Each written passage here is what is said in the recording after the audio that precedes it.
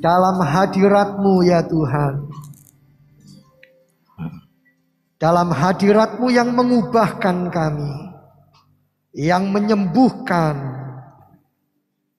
dan yang melepaskan kami. Kami memberikan hormat dan kemuliaan. Tolonglah kami, sehingga kami bisa mengerti isi hati-Mu. Kami diubahkan, kami dipulihkan, kami dimerdekakan. Pakai kami semuanya, biarlah firman yang kami dengar akan dimeteraikan. Roh Kudus, pengurapan-Mu yang ajaib atas hamba-Mu dan kami semuanya. Di dalam nama Tuhan Yesus, haleluya, amin. Puji Tuhan. Bapak Ibu silakan duduk kembali. Salam sejahtera semuanya. Terima kasih untuk WL, para singer, juga semua pemusik yang sudah menjadi berkat pagi hari ini. Bagaimana kabar Bapak Ibu? Baik-baik semuanya? Puji Tuhan. Bagi Bapak Ibu yang sedang di dalam pergumulan, baik masalah kesehatan, masalah pekerjaan, masalah hubungan, masalah keuangan, jangan berputus asa. Tema gereja kita di sepanjang tahun ini adalah kita hidup di dalam kemuliaan Allah. Dan pagi hari ini saya masih melanjutkan khotbah-khotbah saya yang sebelumnya. Karena itu Bapak Ibu bisa mengikuti juga lewat YouTube ya. Sehingga bisa mendapatkan pemahaman yang menyeluruh, yang utuh. Pagi ini saya menyampaikan kemuliaan Allah di tengah krisis keuangan. Tapi Bapak Ibu yang tidak punya masalah keuangan, Bapak Ibu bisa gantikan kemuliaan Allah di tengah krisis keputusasaan. Kemuliaan Allah di tengah krisis keuangan atau kemuliaan Allah di tengah krisis keputusasaan. Saya mengajak kita membuka di dalam 2 Raja-Raja pasal 4. 2 Raja-Raja pasalnya yang keempat, Bapak Ibu. Ayat 1 kita akan membaca sampai dengan ayat yang ke-7. Dalam 2 Raja-Raja pasalnya yang keempat, ayat 1 sampai ayat yang ke-7. Terima kasih. Ini layar LCD tampilnya lebih cepat. Ya, bagus, puji Tuhan ya. Saya masih buka cari di Alkitab. 2 Raja-Raja 4 ayat 1 sampai ayat yang ke-7. Kita baca bergantian Bapak Ibu. Saya akan membaca ayat 1, Bapak Ibu membaca ayat 2 ya. Dan seterusnya sampai ayat yang ke-7. Salah seorang dari istri-istri para nabi mengadukan halnya kepada Elisa sambil berseru, "Hambamu suamiku sudah mati. Dan engkau ini tahu bahwa hambamu itu takut akan Tuhan. Tetapi sekarang penagih hutang sudah datang untuk mengambil kedua orang anakku menjadi budaknya."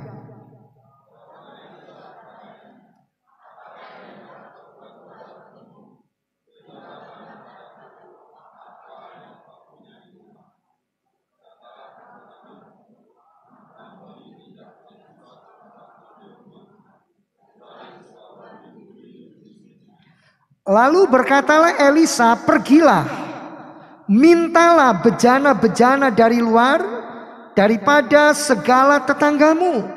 Bejana-bejana kosong, tetapi jangan terlalu sedikit."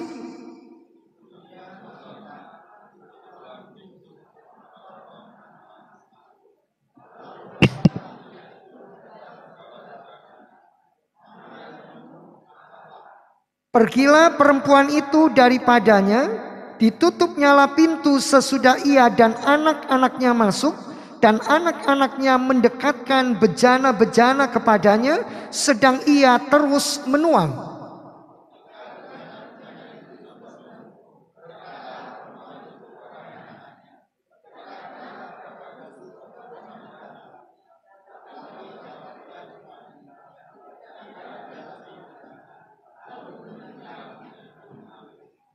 Kemudian pergilah perempuan itu memberitahukannya kepada abdi Allah. Dan orang ini berkata, pergilah, jualah minyak itu, bayarlah hutangmu, dan hiduplah dari lebihnya engkau serta anak-anakmu. Jemaat yang dikasih Tuhan, bagi jemaat yang masih muda, yang masih remaja, yang masih youth, mungkin bertanya-tanya, Pak, gak ada hubungannya sama saya. Tapi ini bagian penting yang jarang diajarkan Bapak Ibu melalui mimbar-mimbar gereja. Padahal ini sesuatu yang paling esensi dan penting.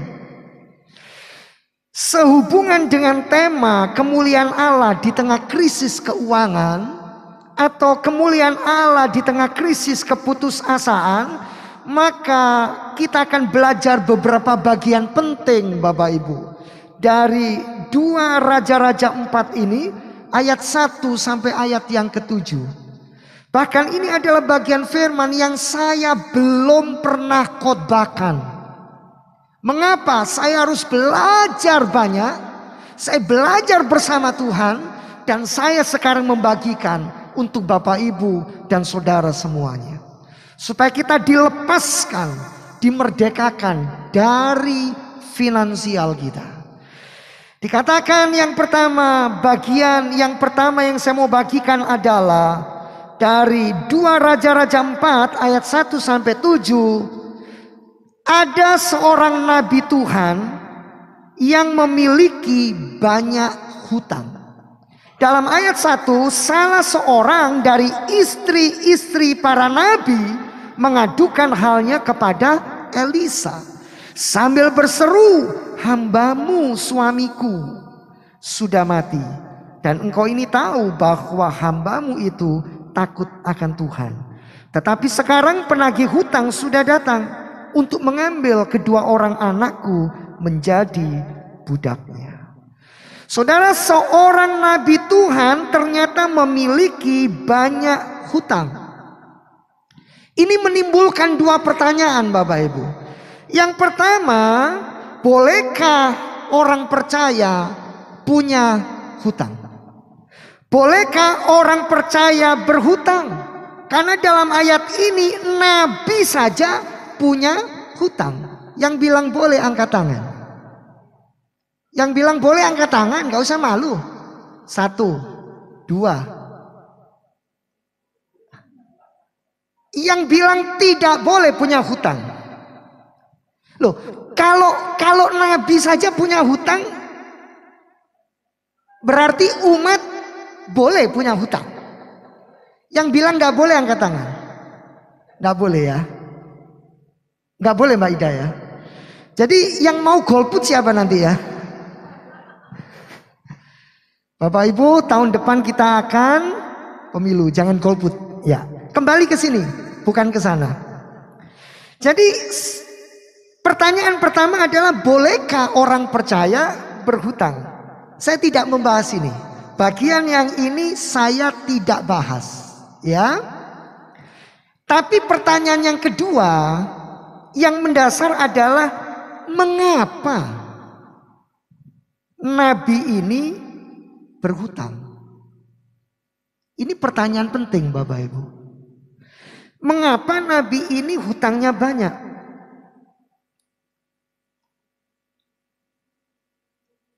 Ini jawabannya bisa macam-macam Bapak Ibu.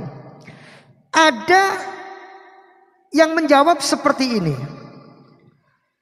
Karena dia malas. Memang dia nabi, tapi ternyata dia malas. Lalu ada yang berkata, malasnya itu dia nggak mau pelayanan. Malasnya itu dia nggak mau berdiri dalam kapasitas panggilannya sebagai abdi Allah. Tapi ada yang menafsirkan, mungkin nabi ini punya gaya hidup hedonis. Pengennya semua serba bermerek. Sampai ikat pinggang pun harus yang bermerek. Kaos kaki juga harus yang bermerek. Tentunya sesuai dengan kondisi dan situasi pada zaman itu. Dikatakan mungkin punya gaya hidup mewah. Kalau yang lain naiknya keledai, dia mintanya naiknya lembu. Kalau yang lain sehari makan 3 kali, dia mintanya 5 kali, bahkan 6 kali. Kalau yang lain makannya cuma sayur mayur, dia mintanya daging terus. Ada yang berkata, Nabi ini berada di bawah kutuk, makanya hidupnya tidak ada berkat. Kenapa dia bisa sampai terkutuk? Karena dia mencuri dari Tuhan apa yang menjadi hak Tuhan, dan dia mencuri dari sesamanya apa yang menjadi hak sesamanya. Lalu ada yang berkata, kenapa Nabi ini sampai akhirnya berhutang? Dan hutangnya sangat besar. Kenapa dikatakan sangat besar? Kalau hutangnya kecil nggak mungkin sampai DC-nya itu datang, debt kolektornya datang, penagih hutang datang dan mau menjadikan 2 anaknya sebagai budak.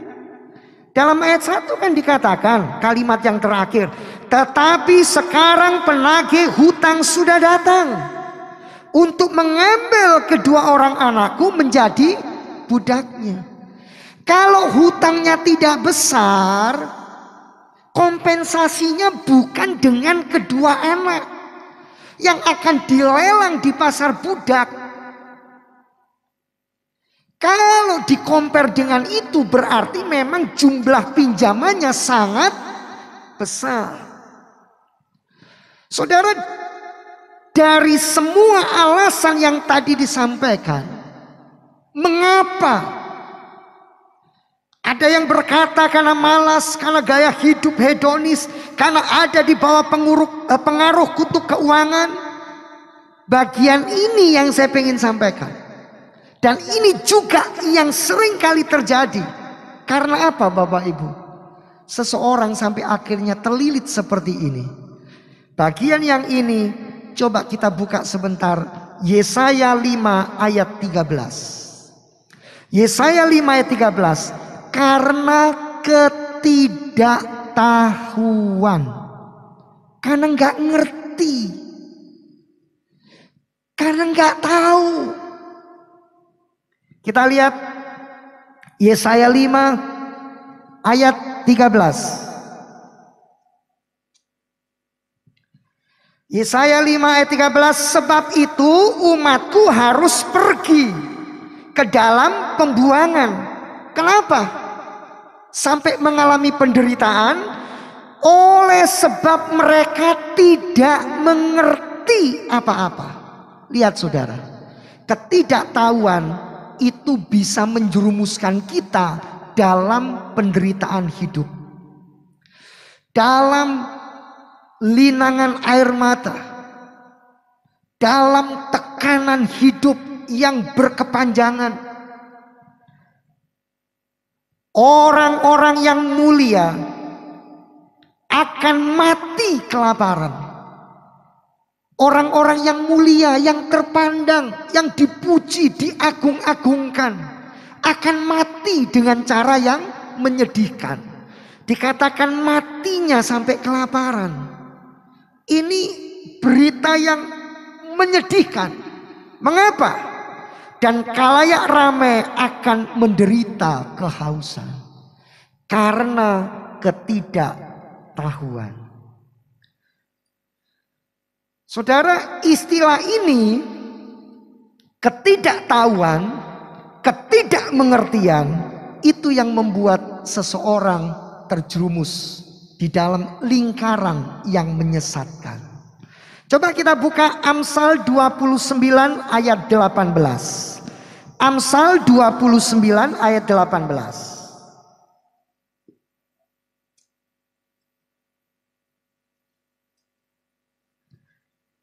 Bila tidak ada wahyu, kalau tidak ada penyingkapan, tidak ada pengetahuan, maka rakyat menjadi liar.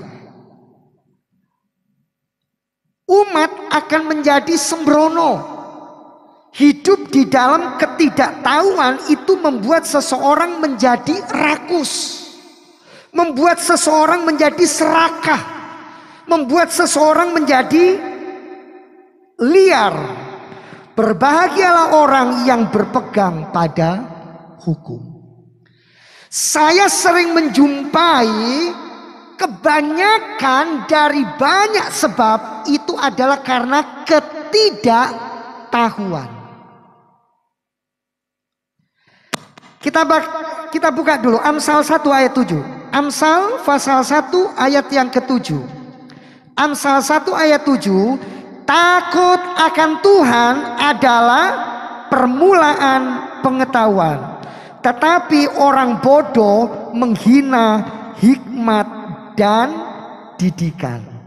Saudara, sementara saya menyampaikan khotbah ini, mungkin ada di antara saudara yang berpikir, apakah orang ini tidak takut akan Tuhan?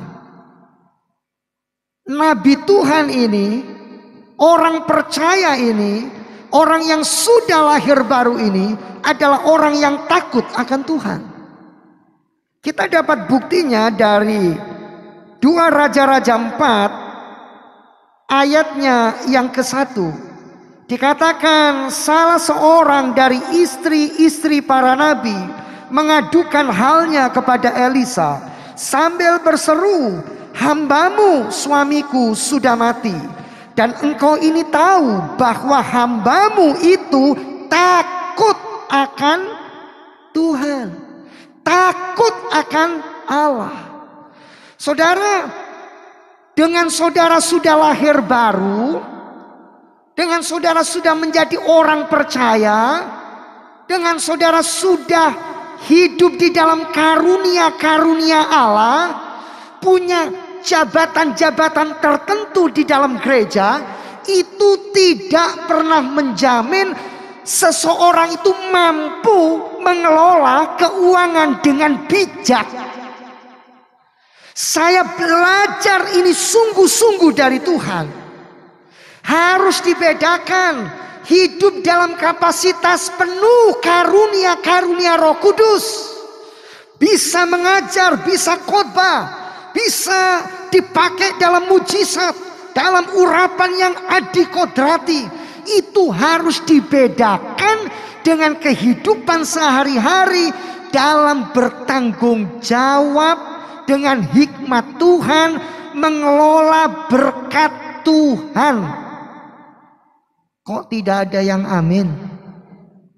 Selama saudara berkata tidak cukup, maka tidak akan pernah cukup. Karena itu Alkitab berkata secukupnya. Berikan kami pada hari ini rezeki kami, berkat kami. Yang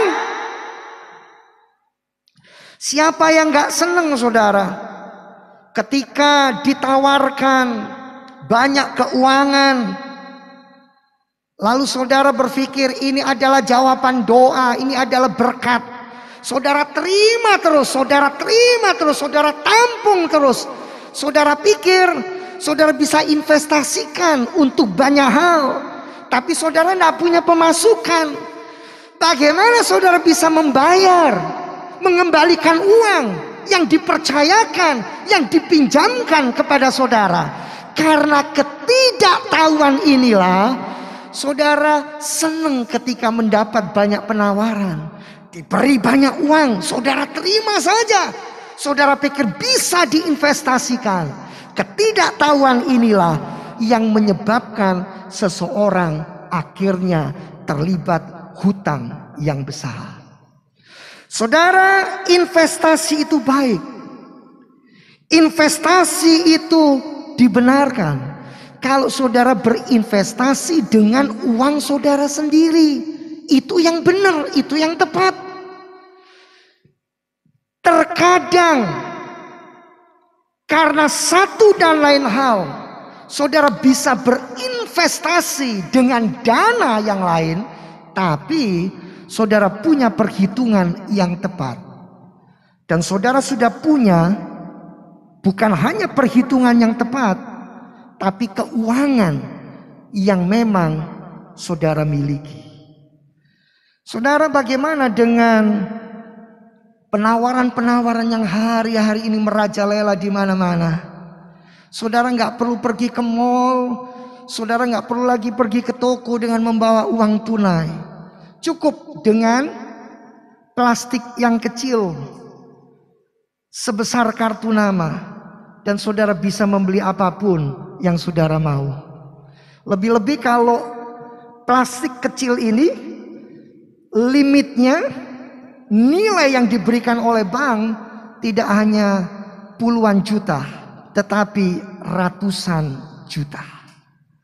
Dan saudara, untuk membuat kartu kecil ini yang sebesar kartu nama bisa sampai memiliki limit bukan hanya ratusan, tetapi lebih dari itu. Orang sudah banyak belajar dan mencari tahu, tetapi ketidaktahuan akan menyesatkan kita. Akhirnya apa, saudara? Orang pakai ini tanpa dia pikir panjang, tanpa dia bijaksana, akhirnya itu meluluh lantakkan hidupnya. Saudara boleh pakai kartu kecil ini untuk berbelanja, tapi dalam mentalitas saudara, dalam benak pikiran saudara, saudara harus tanamkan satu pengertian, kalau toh saya pakai ini, saya sudah punya uang tunainya. Jadi ketika jatuh tempo, ketika membayar, saya tidak akan pernah takut lagi.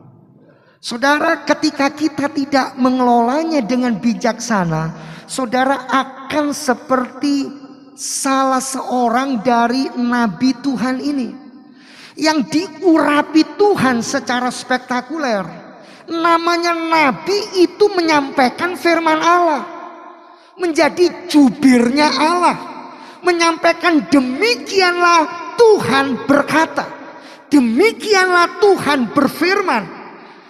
Dia diwahkan orang, dipuji orang, dicari orang untuk mendoakan, untuk melayani. Tapi ternyata mengatur keuangannya sendiri, dia tidak mampu. Dia tidak bisa, dan akhirnya hidup di dalam penderitaan dan tekanan demi tekanan. Saudara, pada bagian ini saya ingin menggarisbawahi dengan tegas. Dengan saudara aktif di gereja, dengan saudara mendengar khotbah setiap minggu, tidak pernah menjamin saudara sudah mampu mengatur hidupmu dengan bijak, mengatur keuangan saudara dengan bijak, menjalani masa depan yang akan ditempuh dengan bijak. Berapa banyak orang yang jatuh pada lubang dan bagian yang selalu sama. Karena itu untuk bagian ini Bapak Ibu, seringkali orang berkata ternyata nabi ini masih punya kutuk dalam hidupnya. Saya menghindari kontroversi ini. Saya lebih memilih, mengapa? Karena ketidaktahuan. Ketidaktahuan, ketidakmengertian kita, itu yang membuat kita terjerumus. Bagaimana saudara menjadi orang yang bijak, bisa mengerti dan tahu segalanya? Belajar firman Tuhan. Di sini semuanya sudah ada sempurna. Saudara, saya belajar bahwa ternyata hidup diurapi oleh Tuhan, hidup dipakai, hidup dipanggil. Saudara bisa berdoa dengan indah, saudara bisa melayani dengan spektakuler. Itu satu bagian, itu satu sisi. Tapi sisi yang lain, bagaimana saudara mengelola kekayaan saudara, termasuk bagaimana saudara hidup menjadi berkat, bagaimana saudara bisa menolong orang lain, itu termasuk di sini. Bagaimana kita mengelola keuangan gereja ini, bagaimana kita distribusikan, kita bagikan untuk kepentingan jemaat, untuk kepentingan kerajaan Allah, untuk kepentingan hamba-hamba Tuhan. Jemaat yang dikasihi oleh Tuhan, Kalau kita mau belajar dengan sungguh-sungguh, maka kita akan menjadi pribadi yang berkenan di hadapan Tuhan. Karena itu Bapak Ibu, mari pagi hari ini dari kisah seorang nabi Tuhan yang memiliki banyak hutang ini, kita mau belajar, kita tidak akan seperti itu. Cukup orang-orang lain mengalami itu. Cukup saya pernah berada di dalam posisi dan sisi seperti itu. Cukup. Jangan Bapak Ibu akhirnya mencoba sampai pada bagian itu. Saudara yang dikasihi oleh Tuhan, bagian yang kedua yang saya mau sampaikan adalah, kalau satu orang yang berhutang, kalau satu orang yang berbuat salah, maka seluruh keluarganya akan ikut menderita. Saya sering mendengar orang berkata, saya yang salah, biar saya yang akan menanggungnya. Istri dan anak-anak tidak perlu ikut, tidak perlu bertanggung jawab. Tidak bisa. Kenapa? Yang berdosa itu Adam dan Hawa, tapi seluruh umat manusia menjadi berdosa. Saudara, inti perjanjian lama itu apa sih? Inti perjanjian lama itu sesungguhnya adalah pembatalan hutang. Hutang di dalam dosa. Siapa yang melunasi? Tuhan Yesus dalam perjanjian baru. Jadi inti perjanjian lama pembatalan hutang.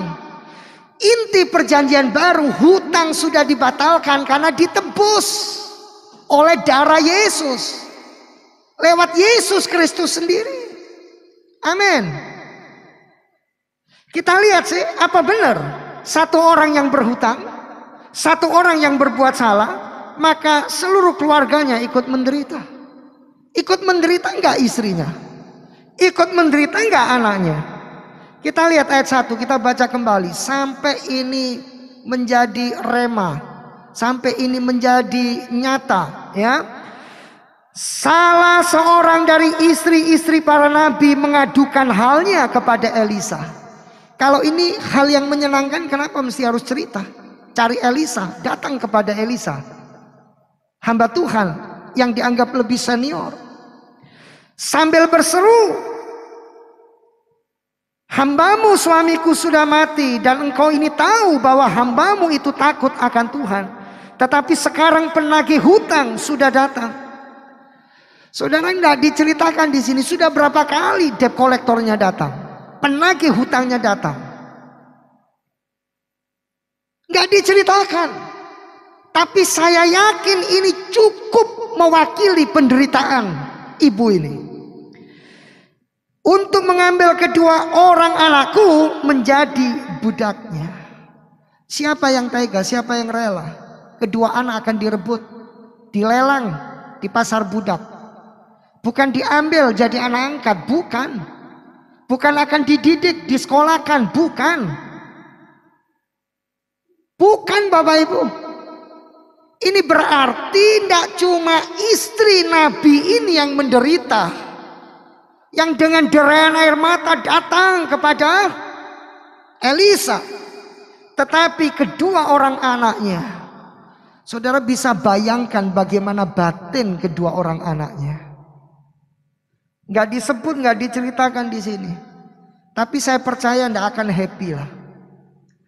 Saya percaya pasti tidak akan seneng, tidak akan bahagia dengan kondisi seperti itu. Amin Bapak Ibu. Saya percaya. Ada di sini yang mau seperti itu? Coba angkat tangan. Ada? Nggak ada. Saudara, kalau hal ini adalah hal yang biasa, maka nggak perlulah si ibu ini mencari Elisa lalu mengadukan keberadaannya, ya. Dan dalam ayat 2 dikatakan apa saudara? Dalam teriakannya kepada Elisa, ayat 2, jawab Elisa kepadanya, apakah yang dapat ku perbuat bagimu? Beritahukanlah kepadaku apa-apa yang kau punya di rumah. Berkatalah perempuan itu. Apa katanya? Hambamu ini tidak punya sesuatu apapun di rumah. Jadi wanita ini berkata, Elisa, aku sudah nggak punya apa-apa lagi. Semua sudah dijual untuk bayar hutang. Semua sudah direbut, sudah diambil paksa, sudah nggak punya apa-apa lagi. Lalu Elisa bilang, ingat baik-baik. Coba ingat-ingat lagi, masih punya apa? Ini jawaban yang sering disampaikan oleh orang yang punya hutang banyak. Selalu akan bilang, saya sudah gak punya apa-apa. Saya sudah gak punya apa-apa lagi. Tapi Elisa bilang, enggak, saya tahu kamu pasti masih punya. Kamu pasti masih punya. Coba ingat baik-baik. Lalu jawabnya apa, saudara? Kecuali sebuah buli-buli berisi minyak. Wanita ini bukan bilang saya masih punya gentong besar berisi minyak penuh. Tidak. Cuma buli-buli kecil. Botol kecil yang berisi minyak. Mungkin lebih kecil dari ini. Dan isinya minyak. Lalu Elisa menghibur. Saya coba membayangkan Elisa pasti berkata, itu maksud saya, Bu. Ibu masih punya kan? Ya. Sama ketika orang datang kepada saya juga akan bilang, Ibu masih punya apa? Bapak masih punya apa? Sudah nggak ada, Pak. Selalu jawabannya seperti itu, Bapak Ibu. Nggak ada yang bilang saya masih punya banyak, Pak. Nggak ada. Oh, saya masih punya banyak, Pak. Nggak ada, Bapak Ibu. Rata-rata seperti itu. Saya sudah tidak punya apa-apa. Kalau saya yang jadi Elisa, ya, karena wanita ini akhirnya menjawab, saya masih punya buli-buli berisi minyak. Kalau saya akan menjawab begini, ya sudah, ibu nggak punya apa-apa, bapak nggak punya apa-apa, tapi saya tahu bapak atau ibu masih punya apa-apa. Memang Pak, sungguh saya sudah tidak punya apa-apa. Enggak, masih punya. Kira-kira bapak ibu tahu apa jawaban saya? Masih punya. Bapak ibu nggak bisa mengelak, masih punya. Nggak punya, Pak, masih punya. Pengen tahu? Ya jelas lah, Pak, saya penasaran. Saya yang lebih tahu hidup saya, kok bapak yang kayaknya lebih tahu? Maksud saya, ibu atau bapak masih punya mata, punya telinga, punya hidung, punya tangan, punya kaki. Berarti apa? Kerja.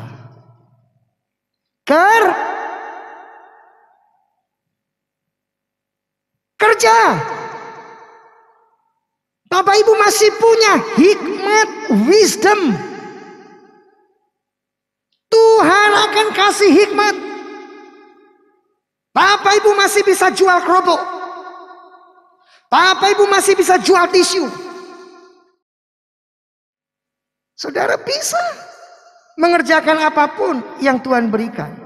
Jadi seringkali orang berkata, biarkan saya yang tanggung jawab. Gak usah anak saya, gak usah istri saya.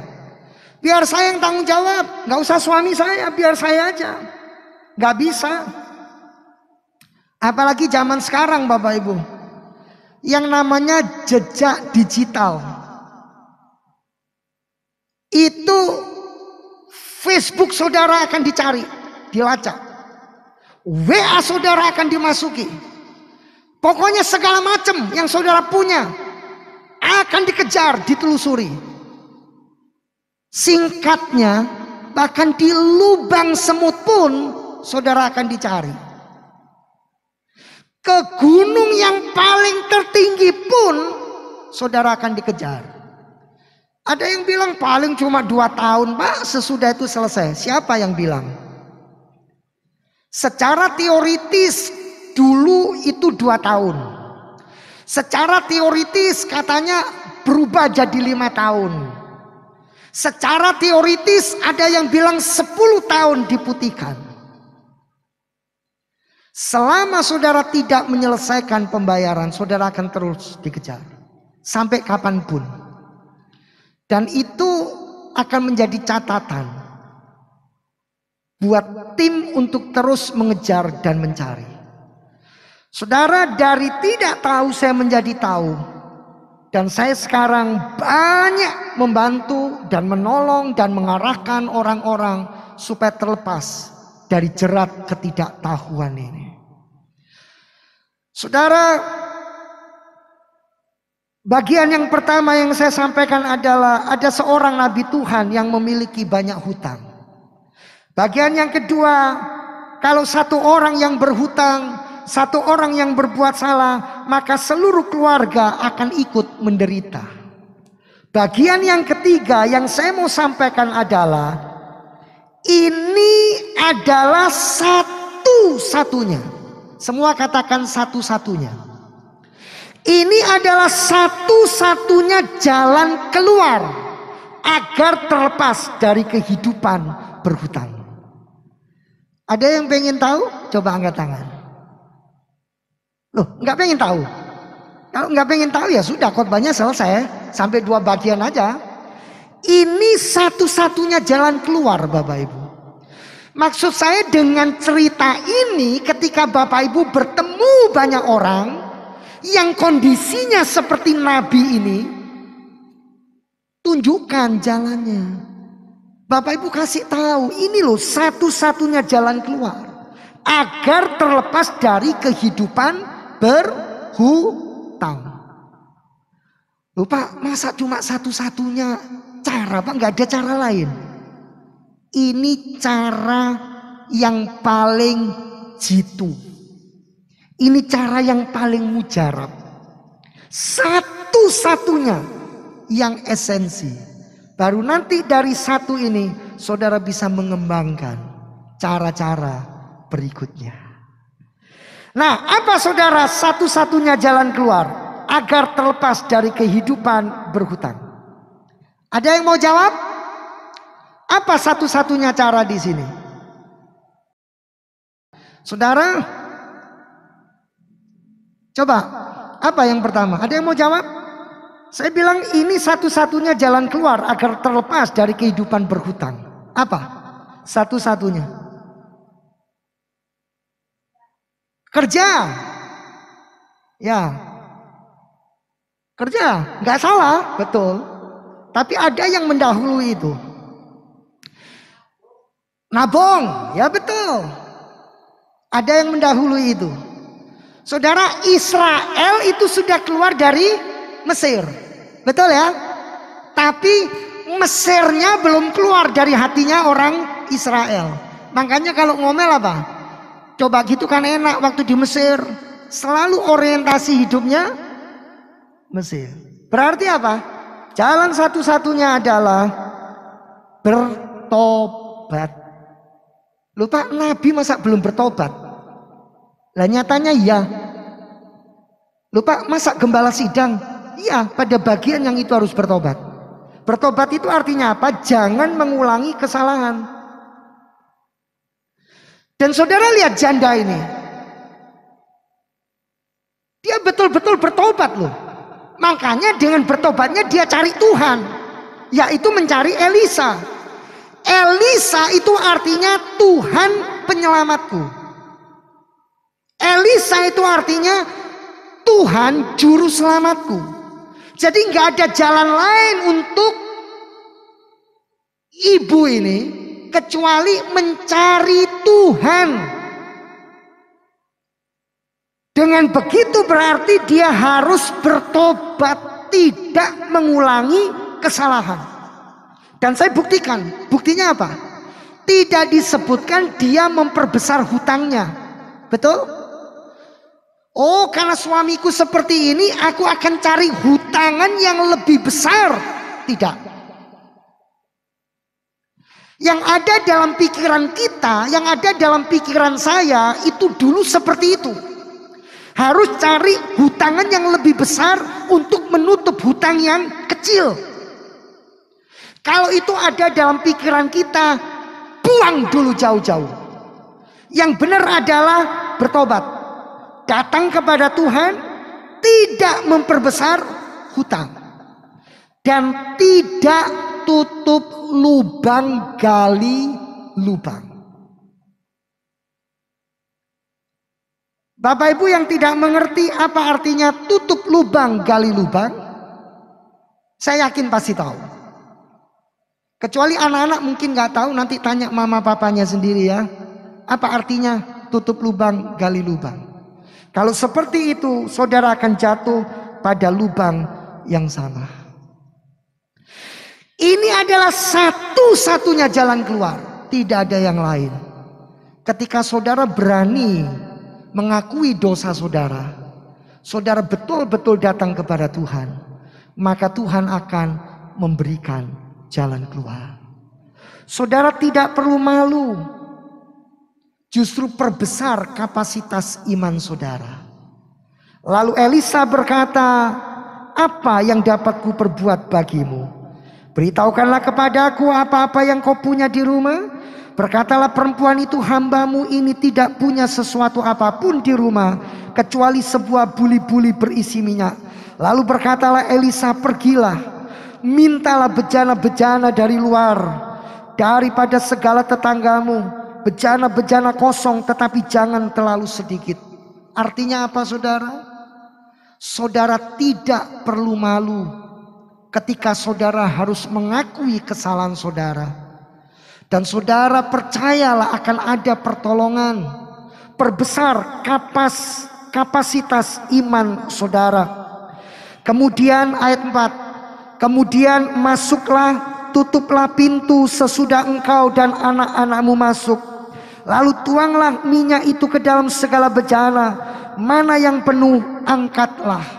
Dibutuhkan iman untuk mempercayai firman Tuhan dan mempraktekannya. Lalu pergilah perempuan itu daripadanya, ditutupnyalah pintu sesudah ia dan anak-anaknya masuk, dan anak-anaknya mendekatkan bejana-bejana kepadanya, sedang ia terus menuang. Lihat saudara, keajaiban sekarang terjadi. Iman membuahkan pertolongan Tuhan. Alkitab berkata, barang siapa datang kepadaku tidak pernah kutolak. Barang siapa datang kepadaku tidak pernah kubuang. Dan itu digenapi ketika bejana-bejana itu sudah penuh. Berkatalah perempuan itu kepada anaknya, dekatkanlah kepadaku sebuah bejana lagi. Tetapi jawabnya kepada ibunya, tidak ada lagi bejana.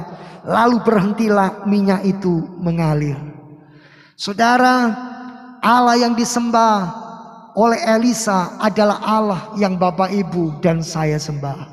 Kalau pada masa yang lalu Tuhan bisa membukakan jalan dan menolong hamba-hambanya, maka hari ini Tuhan menolong saya. Hari ini Tuhan menolong Bapak Ibu. Saudara, pikiran kita, cara kita itu beda dengan pikiran dan cara Tuhan. Tapi ketika Tuhan memberikan pertolongannya, imani, terimalah. Biarlah nama Tuhan tidak dipermalukan lewat hidup kita. Dan saudara, kemudian pergilah perempuan itu dalam ayat 7 memberitahukannya kepada abdi Allah. Dan orang ini berkata, pergilah, juallah minyak itu, bayarlah hutangmu, dan hiduplah dari lebihnya engkau serta anak-anakmu. Saudara, satu-satunya jalan saya sudah sebutkan. Tapi bagian daripada jalan keluar ini adalah hutang harus dibayar. Selama saudara berkata dan itu keluar dari mulut saudara itu hutang, saudara harus membayarnya. Kecuali saudara berkata, saya tidak mau berhutang, Pak. Kalau diberi silakan, tidak juga silakan. Itu beda. Saudara, karena itu seringkali saya mendengar orang tua yang bijak mengajar anak-anaknya. Nak, kalau ada temanmu sahabatmu, siapapun yang pinjam uang kepadamu, mungkin lebih baik berikan saja berapa yang kamu mampu, dan jangan pernah mengikat temanmu, sahabatmu dengan hutang. Saudara, nasihat itu menurut saya nggak salah, ya. Seringkali orang tua pengen melepaskan anak-anak dari pengaruh buruk dan tidak baik. Tetapi saya percaya, saudara, bahwa hikmat Tuhan akan menuntun dan membawa saudara hidup dalam kemuliaan Allah. Sehingga saudara tahu, saudara mengerti bagaimana menolong tanpa mempermalukan seseorang.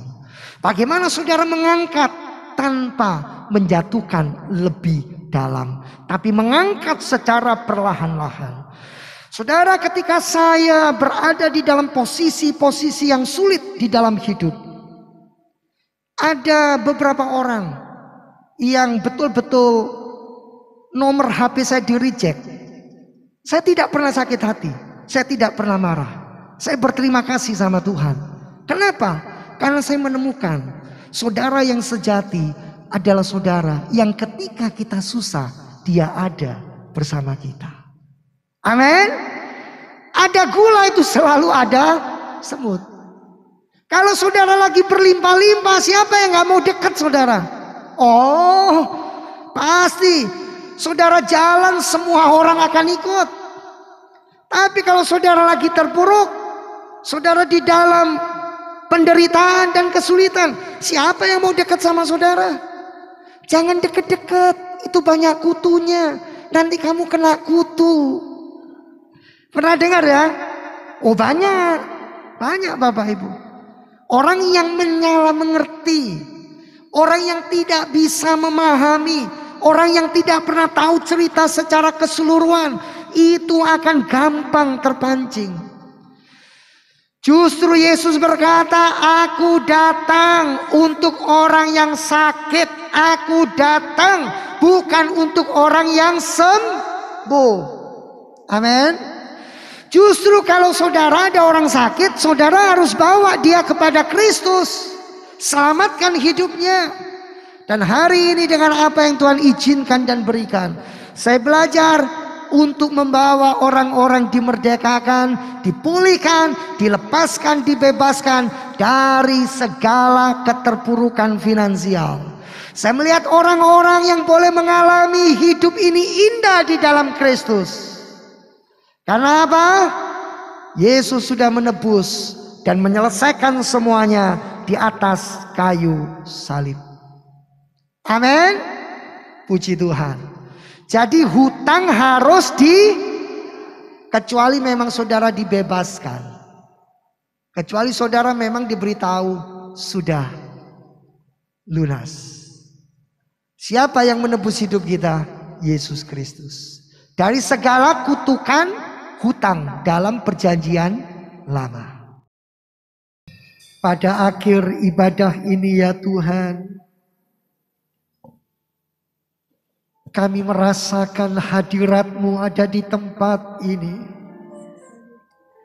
Dari awal kami memuji dan menyembah Tuhan, sampai pada akhir ibadah ini, hadirat Tuhan ada bersama kami. Kami akan membawanya pulang, dan kami rindu boleh menjadi berkat. Kami menyatukan hati, berdoa menyerahkan saudara-saudara kami, jemaat Tuhan yang berulang tahun di sepanjang bulan Juli. Semua diberkati oleh Tuhan, diberikan hati yang takut dan hormat akan Tuhan. Mereka boleh bertumbuh mengasihi Tuhan lebih dari hari-hari sebelumnya. Bapa, terima kasih. Kami menyerahkan setiap persembahan yang anak-anak-Mu sudah berikan bagi pelayanan pekerjaan Tuhan. Baik persepuluhan kami, baik persembahan kasih, diakonia, persembahan ucapan syukur, di dalam nama Tuhan Yesus Kristus. Setiap rupiah Tuhan memperhitungkannya sebagai kebenaran.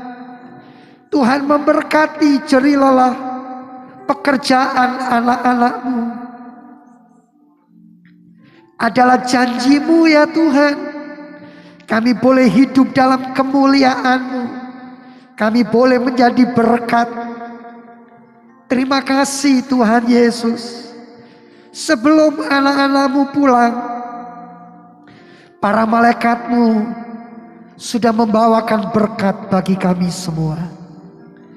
Kami menyatukan hati memberkati saudara-saudara kami yang tidak bisa hadir, yang karena satu dan lain hal, dengan kebutuhan dan keberadaan mereka, dimanapun mereka berada, kami berdoa biarlah belas kasihan Tuhan, biarlah kemurahan Tuhan menjangkau mereka, memberkati mereka, sehingga minggu yang akan datang kami dipertemukan kembali.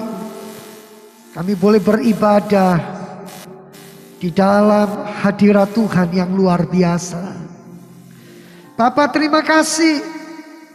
Kami berdoa untuk Bapak Presiden dan wakilnya, jajaran menteri, juga TNI dan Polri, DPR, MPR, para gubernur, wali kota, bupati, sampai pejabat di tingkat daerah, semua diberkati oleh Tuhan. Kepada beliau diberikan hati yang takut dan menghormati Tuhan. Hikmat Tuhan memimpin menyertai semuanya. Bapak terima kasih. Kami juga berdoa buat pemilu tahun depan, semua berjalan lancar dan baik. Siapapun yang terpilih, itu adalah yang terbaik bagi kami.